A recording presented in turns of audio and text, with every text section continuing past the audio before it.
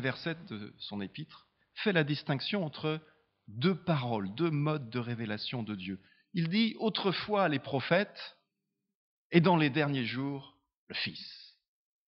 Il est question de la révélation de l'Ancien Testament, et dans toute l'Épître, c'est ce qu'il déploie, l'Ancienne Alliance, en contraste avec la révélation en Jésus-Christ, le Fils de Dieu.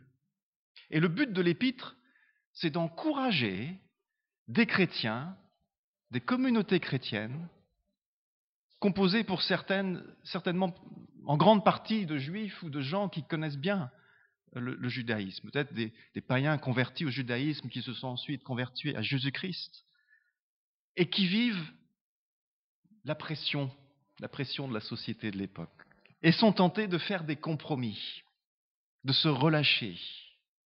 Ils sont tentés de subir passivement, de succomber à une paresse spirituelle, c'est des choses que l'auteur évoque dans son épître, de rester, dit-il même, immature, dans l'attente, de ne pas lutter, de ne pas avancer. Alors il vivait effectivement des circonstances difficiles, la persécution sociale. Et dans ce monde gréco-romain dans lequel il vivait, il était plus facile d'être reconnu, d'être accepté dans une société que d'être considéré comme des parias. C'est toujours plus facile d'être accepté dans la société que d'être des parias. Alors ils ont un choix concret à faire. Soit se joindre à la synagogue juive qui était une religion reconnue dans l'Empire romain. Et les Juifs avaient une position dans l'Empire romain, ils avaient un statut particulier. Soit faire partie de ce groupe étrange, suspect, qu'on accuse un peu de tous les maux, et qui a commencé à se répandre dans l'Empire sans qu'on puisse vraiment contrôler leur expansion, ces chrétiens, disciples du Christ, de Christos. À Jérusalem, il y a le temple, il y a les sacrifices qui sont là et le service du temple rayonne dans tout l'Empire, de son attrait religieux pour ses croyants, pour ses chrétiens. Finalement, il pourrait se dire, c'est adorer Dieu aussi. Alors, peut-être autant aller à la synagogue, c'est peut-être plus facile. Alors l'auteur les encourage. Et dans toute cette épître, il veut nourrir leur foi en leur montrant la supériorité absolue de la révélation en Jésus-Christ. Il les engage à tenir ferme, à rester fidèles à l'Évangile, sans compromis. Non pas qu'ils étaient en train de succomber à un reniement, un rejet de la foi de Jésus-Christ, mais l'auteur parle explicitement d'une dérive. Parce que le courant est fort. Alors j'ai mis une belle image d'un courant. Et quand le courant est fort, le risque, c'est de glisser. Le risque, c'est de se laisser doucement emporter par le courant. C'est bien sûr l'image du bateau qui est porté par le courant et qui descend le courant. Sur la Loire, si vous essayez de naviguer sur la Loire, vous allez voir ce que ça veut dire. Il faut beaucoup d'énergie. Et avec une rame, je vous souhaite bon courage pour remonter le courant sur la Loire. C'est plus facile de le descendre, le courant. Eh bien, dans le monde, c'est pareil. Et c'était le problème de ces chrétiens. Et c'était plus facile pour eux d'abandonner les assemblées chrétiennes pour se joindre à un culte qui était reconnu dans l'Empire. Une dérive. Nos circonstances aujourd'hui, elles sont bien différentes. Mais il faut que Michael se mette à la bonne place. Merci Michael.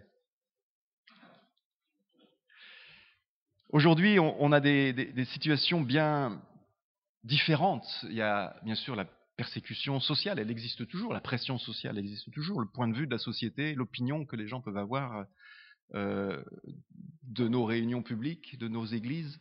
Alors, on sait que ça a été problématique, on l'a vécu cruellement au début du confinement. Mais il y a plus subtil, peut-être beaucoup plus dangereux, où on glisse, on dérive sans même s'en apercevoir. Et ce courant, bien sûr, c'est la mentalité, la culture ambiante. Alors j'en ai parlé à plusieurs reprises. Cette culture sur laquelle on peut mettre des mots, mais qui nous imprègne tellement qu'on ne sait même pas qu'elle nous influence. L'individualisme, qui favorise l'isolement, l'éclatement de la communauté, sans même qu'on s'en aperçoive. Le consumérisme, ça favorise la consommation paresseuse, on se concentre sur ce dont on a besoin, ce qu'on reçoit, et pas sur ce qu'on est appelé à donner. Le matérialisme, alors ça favorise la myopie spirituelle, le matérialisme. On est concentré sur les choses immédiates, ici, maintenant, que je vois. Et ça nous empêche de discerner la réalité spirituelle de l'œuvre de Dieu dans son Église et dans le monde. Et le Covid a certainement activé tout cela d'une manière particulière. Ça a amplifié les effets. Ça a attaqué même la réalité de ce qu'est l'Église, une communauté qui se rassemble pour adorer Dieu, ensemble. Finalement, c'est plus facile de rester à la maison, chez soi, que de se réunir, de s'assembler. C'est un effort plus grand. Plus il faut apporter, il faut donner. On est là pour apporter aux autres. C'est plus confortable de rester à la maison sur son canapé, l'église canapé. C'est plus facile de recevoir, de consommer du religieux sur Internet que de s'engager, que de donner aux autres. C'est plus facile de regarder les circonstances immédiates que de voir et de discerner, de prier pour le plan de Dieu, d'accepter qu'il y a une perspective spirituelle derrière toutes ces choses, pour nos vies, pour la vie de la communauté, pour l'Église à laquelle j'appartiens. Comme les destinataires de la lettre, est-ce que l'Église, alors je ne parle pas de l'Église locale, mais de l'Église avec un grand E dans le monde, est-ce que l'Église va se lever pour résister au courant, à cette tentation de l'abandon, du compromis, du relâchement? Parce que c'est plus facile. Alors l'auteur, il ne se contente pas d'adresser des encouragements, des corrections, des reproches à ses chrétiens. Ça, c'est la partie la plus facile, on va dire. Non, il appuie ce qu'il dit, ses encouragements, sur tout un enseignement qui est centré sur Jésus et son œuvre. Et il leur montre l'impossibilité d'accorder le message de l'évangile de Jésus-Christ avec ce cadre, celui du temple et de la synagogue qui pourrait les tenter. Parce que ce serait réduire l'évangile à un contenant trop étroit, inapproprié. La révélation du Fils est plus grande que les prophètes, elle est plus grande que la loi, elle est plus grande que ce qui a été communiqué à Moïse, l'alliance, les sacrifices, le temple, les fêtes. Voilà ce qu'il dit au chapitre 12, au verset 18, car vous ne vous êtes pas approchés comme les Israélites au désert, d'une réalité que l'on pouvait toucher. Un feu ardent, ce qu'on peut voir, ce qu'on peut toucher. L'obscurité, les ténèbres et un ouragan, quelque chose de spectaculaire. Vous n'avez pas entendu des sonneries de trompettes, ni l'éclat d'une voix telle que ceux qui l'ont entendue ont demandé qu'elle ne s'adresse plus à eux. En effet, ils ne pouvaient supporter l'ordre qui leur avait été donné. Quiconque touchera la montagne, même si c'est un animal, sera tué à coups de pierre. Le spectacle était si terrifiant que Moïse s'est écrié « Je suis épouvanté et tout tremblant ». C'était spectaculaire. Quelle révélation! Extraordinaire, glorieux. Dieu se révèle. Et l'auteur ajoute au verset 22, « Non, vous, au contraire, vous vous êtes approchés de la montagne de Sion, de la cité du Dieu vivant, de la Jérusalem céleste et des milliers d'anges en fait. Vous vous êtes approchés de l'assemblée, le mot ecclésia, l'assemblée des premiers-nés de Dieu, dont les noms sont inscrits dans les cieux. Vous vous êtes approchés de Dieu, le juge de tous les hommes, et des esprits des justes qui sont parvenus à la perfection. Vous vous êtes approchés de Jésus, le médiateur d'une alliance nouvelle, et de son sang répandu qui parle mieux encore que celui d'Abel. Mais la révélation en Jésus est plus extraordinaire encore, dit l'auteur. plus glorieuse, plus totale, plus parfaite, parce que là, on ne s'approche pas de manifestations, de choses spectaculaires, c'est vrai, mais on s'approche du Dieu vivant et on a accès à lui par le médiateur qu'est Jésus. Verset 25, prenez donc garde. Vous n'avez plus le texte. Ne refusez pas d'écouter. Prenez donc garde, ne refusez pas d'écouter celui qui vous parle. Les Israélites qui ont refusé d'écouter celui qui les avertissait sur la terre n'ont pas échappé au châtiment. À combien plus forte raison en sera-t-il de même pour vous si nous nous détournons de celui qui nous parle du haut des cieux? Il nous parle du haut des cieux. Amen. Il parle.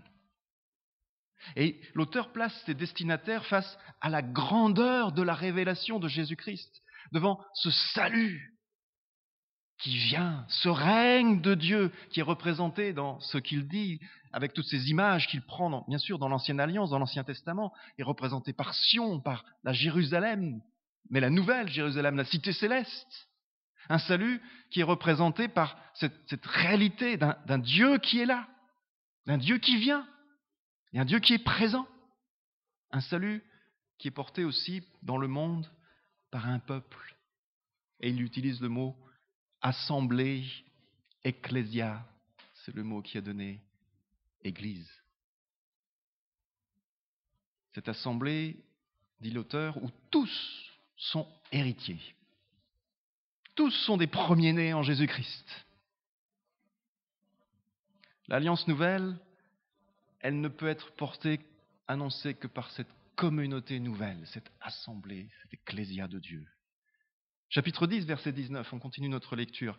Ainsi donc, frères et sœurs, nous avons une pleine liberté pour entrer dans le lieu très saint grâce au sang du sacrifice de Jésus. Et on voit la supériorité de la nouvelle alliance. Il nous en a ouvert le chemin, un chemin nouveau et vivant à travers le rideau du sanctuaire. Alors c'est l'image, nous dit l'auteur, de son propre corps. Ainsi, nous avons un grand prêtre éminent placé à la tête de la maison de Dieu. Approchons-nous donc de Dieu avec un cœur sincère, avec la pleine assurance que donne la foi, le cœur purifié de toute mauvaise conscience et le corps lavé d'une eau pure. En Jésus-Christ, nous sommes sanctifiés, purifiés et nous entrons dans la sainte présence de Dieu. Verset 23, restons fermement attachés à l'espérance que nous reconnaissons comme vraie, sans fléchir, car celui qui nous a fait les promesses est fidèle. Et veillons les uns sur les autres pour nous encourager mutuellement à l'amour et à la pratique du bien. Ne délaissons pas nos réunions, et le mot utilisé ici, ça va vous dire quelque chose. C'est du grec, mais ça va vous dire quelque chose. C'est synagogé qui a donné synagogue. Comme certains en ont pris l'habitude. Au contraire, encourageons-nous mutuellement, et cela d'autant plus que vous voyez se rapprocher le jour du Seigneur. À cette nouvelle alliance en Jésus-Christ correspond une nouvelle assemblée, une nouvelle ecclésia de Dieu, un peuple qui se rassemble et ne peut pas être contenu dans l'ancienne synagogue, dans les réunions de l'ancienne synagogue qui est liée au temple de Jérusalem. Non, tout cela est passé et n'est pas suffisant. Il y a, dit l'auteur, de nouvelles synagogues, de nouvelles assemblées, de nouveaux rassemblements de cette ecclésia de Dieu. Vous savez, c'est l'image que Jésus a pris dans Matthieu au chapitre 9 lorsqu'il parle de l'outre et du vin nouveau. Ça vous dit quelque chose, cette image? C'est pour parler de cette réalité-là. L'ancien contenant est dépassé, est inapproprié. Les outres, l'outre, la vieille outre, risque de rompre et le vin d'être perdu. Il faut que le vin nouveau soit dans une outre neuve. Et c'est ces nouvelles réalités, cette nouvelle synagogue, ces assemblées, ces rassemblements de l'Église pour le vin nouveau de l'Évangile. Alors l'auteur, il insiste sur la nécessité de ce rassemblement, de cette ecclésia, assemblée de Jésus-Christ, de ces rassemblements, de ces synagogues qui célèbrent le salut en Jésus-Christ. Alors nous, aujourd'hui, n'abandonnons pas, ne délaissons pas, malgré la pression. Parce que l'enjeu, frères et sœurs, c'est pas moi, c'est pas mes besoins. Cet individualisme qui est là, toujours là, parce que c'est notre culture. Mais c'est la grandeur de l'évangile de Jésus-Christ. L'enjeu, c'est pas ma situation, mais c'est la gloire de Dieu et le salut qu'il a mis en œuvre dans le monde et qu'il manifeste à travers son ecclésia, son Église, dans le monde, dans ces synagogues, ces rassemblements de l'Église.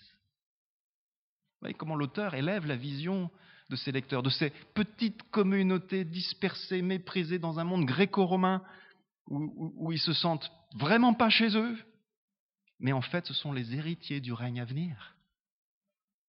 C'est les porteurs aujourd'hui du message qui annonce ce salut, cette espérance qu'il y a en Jésus-Christ. Alors, pour éviter de glisser, il faut avoir un appui ferme. Et c'est pour ça que l'auteur rappelle cet évangile de Jésus-Christ. Pour éviter de dériver, il faut lutter. Il faut être debout.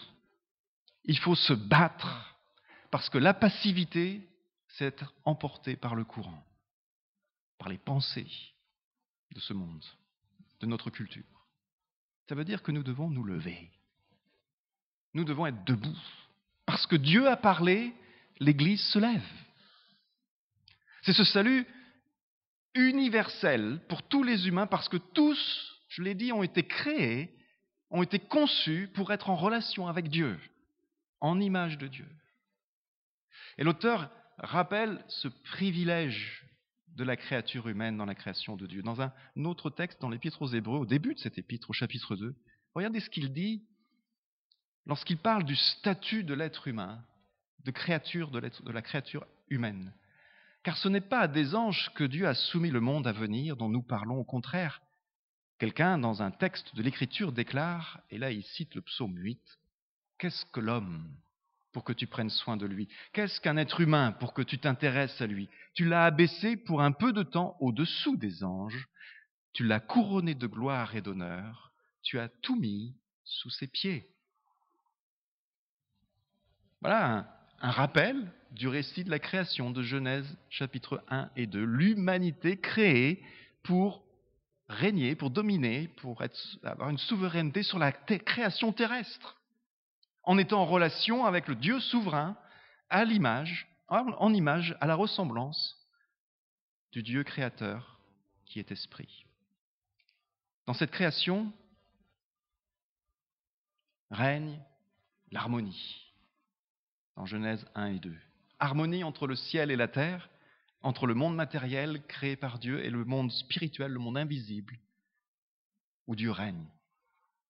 Mais il y a une fausse note, Genèse chapitre 3, et l'auteur poursuit, en soumettant tout à son autorité, Dieu n'a rien laissé qui puisse ne lui être soumis. Or, actuellement, nous ne voyons pas encore que tout lui soit soumis. Actuellement, depuis la chute, depuis Genèse 3, depuis l'éloignement de Dieu, depuis le rejet par l'humanité de Dieu, de sa souveraineté, l'être humain, destiné à régner, est devenu esclave. Esclave de ses propres passions, esclave de ses propres désirs, de ses propres instincts, parce qu'il s'est fait Dieu pour lui-même. Mais ici, l'auteur, regardez bien, introduit une perspective. Il y a un pas encore. Il y a une issue, il y a une possibilité pour que le plan originel de Dieu devienne enfin une réalité, c'est-à-dire que l'humanité, enfin, puisse avoir cette autorité sur la réalité terrestre. Comment c'est possible? Ça revient à poser la question, comment combler la séparation, la situation de conflit entre Dieu et l'humanité? Comment réconcilier l'homme à Dieu? Et que chacun de nous, nous ayons une relation avec Dieu. Ce pourquoi nous sommes créés. Et toute l'épître déploie un enseignement, une théologie, une doctrine, pour parler de cette mise en relation entre Dieu et l'être humain, pour combler ce fossé, ce gouffre. Ils sont séparés par une distance irréductible entre le Dieu saint et l'homme pécheur. Et pour relier deux rives d'une rivière, il faut un pont. J'ai choisi, au hasard, un pont. Pour ceux qui écoutent l'audio, il s'agit du pont de... Comment on l'appelle déjà ? London Bridge, en français, je ne sais même plus comment on l'appelle. Le pont de Londres. Pour faire le lien entre Dieu et les hommes, eh bien, il faut un pont. Et l'auteur de l'Épître aux Hébreux l'appelle un médiateur. Un médiateur. Un médiateur, c'est quoi ? C'est quelqu'un qui est solidaire de ceux pour qui il est médiateur, qui est avec ceux qu'il représente, et qui est choisi pour les représenter. Et associé à l'idée de médiation, il y a celle de sacrifice, parce qu'il faut résoudre le problème du péché.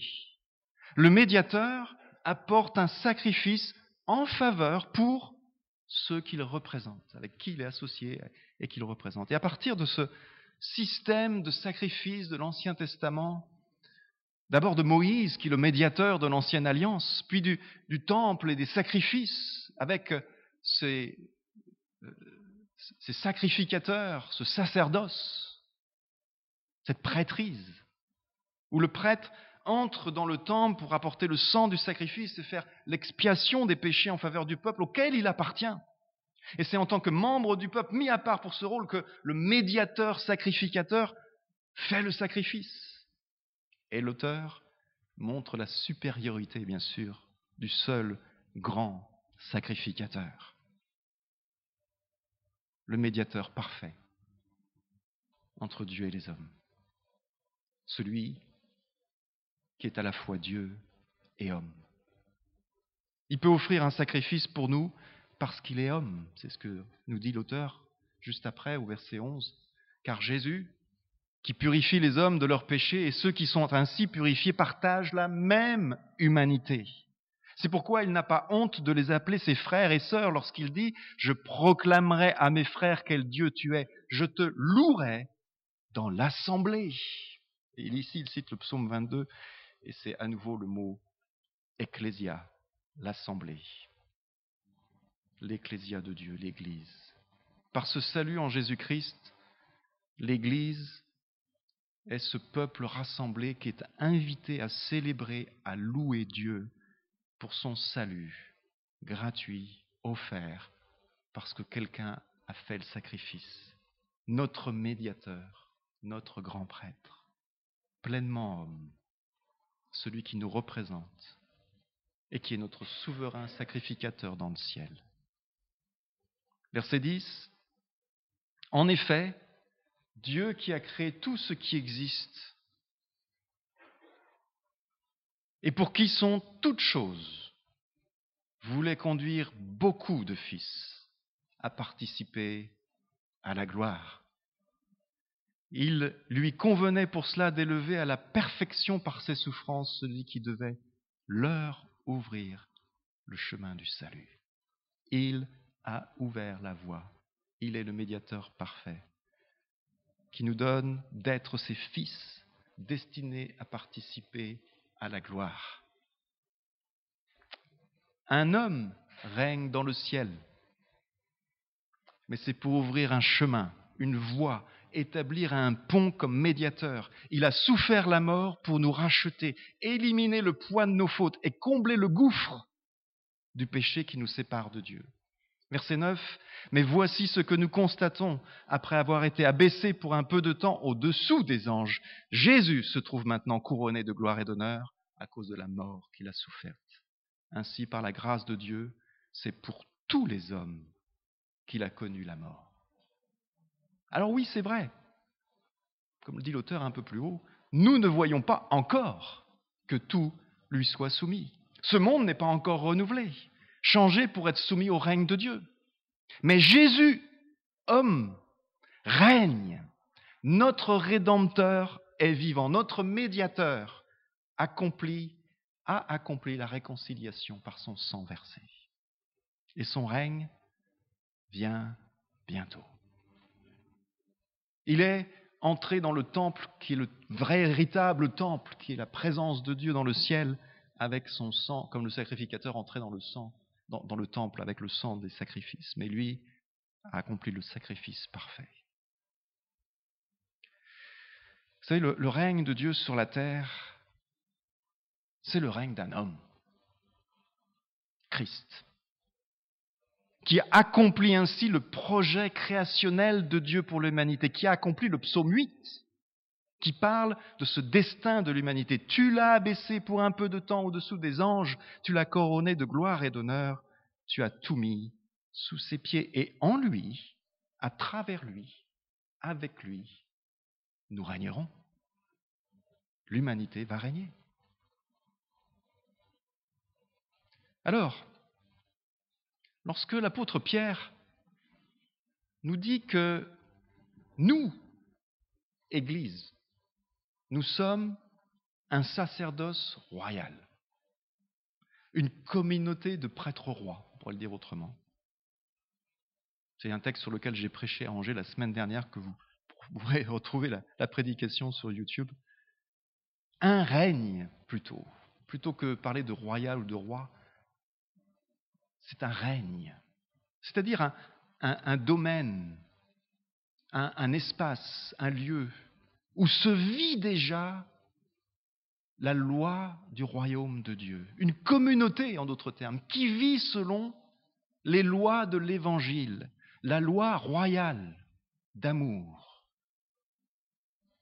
Un règne composé de sacrificateurs, à l'image du grand sacrificateur. Et lorsqu'il y a plusieurs sacrificateurs, c'est un sacerdoce. Alors on pourrait parler de règne sacerdotal. Définition de l'Église. C'est un règne sacerdotal. Là, vous avez tout compris. Alors qu'est-ce qu'il entend par là? On comprend règne, mais sacrificateur. Si Christ a offert une fois pour toutes le sacrifice parfait qui donne le salut, une fois pour toutes, quel est le rôle des autres sacrificateurs que nous sommes à sa suite? Si Christ est le seul médiateur du salut, en quoi sommes-nous sacrificateurs et médiateurs à sa suite? L'Église, l'assemblée ecclésia de Christ rend gloire à Dieu pour son salut. Et nous le faisons lorsque nous nous rassemblons comme nous le faisons ce matin, en proclamant qui il est et ce qu'il accomplit. Et nous le proclamons dans une continuité dans toute notre vie. Voilà l'offrande, voilà le sacrifice. Une adoration à Dieu qui est aussi la mission que nous avons envers le monde, c'est-à-dire de dire sa parole. Dieu a parlé et nous disons ce qu'il a parlé, ce qu'il a dit, ce qu'il a révélé. Nous sommes appelés, en d'autres termes, à porter ce témoignage, cette parole, par nos rassemblements, nos synagogues. Et nous célébrons, nous adorons Dieu, nous proclamons ces hauts faits ou ces œuvres merveilleuses, comme dit Pierre dans 1 Pierre chapitre 2 verset 9, là vous trouvez cette image. Vous êtes un peuple élu, une communauté de rois prêtres ou de règne sacerdotal, une nation sainte, un peuple que Dieu a pris pour sien, pour que vous célébriez bien haut les œuvres merveilleuses de celui qui vous a appelé à passer des ténèbres à son admirable lumière. Ainsi, à la suite de Jésus-Christ, nous sommes aussi médiateurs, mais de ce que lui a accompli et fait. Nous sommes médiateurs de sa parole dans le monde. Nous sommes, en d'autres termes, le règne, le domaine où se vit la loi du royaume. Nous nous aimons les uns les autres, et afin que tous puissent voir que nous sommes ses disciples. Et nous vivons par nos communautés, nos assemblées, cette loi du royaume, d'aimer son prochain comme soi-même. Pourquoi nous le vivons? Parce que l'Esprit de Dieu est à l'œuvre. Et tous nous devenons serviteurs à sa suite, serviteurs comme Christ le serviteur, médiateur du message de l'Évangile. Ce qui veut dire qu'on ne peut pas être passif.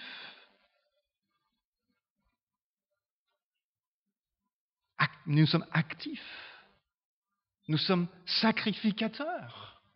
Nous portons ce message.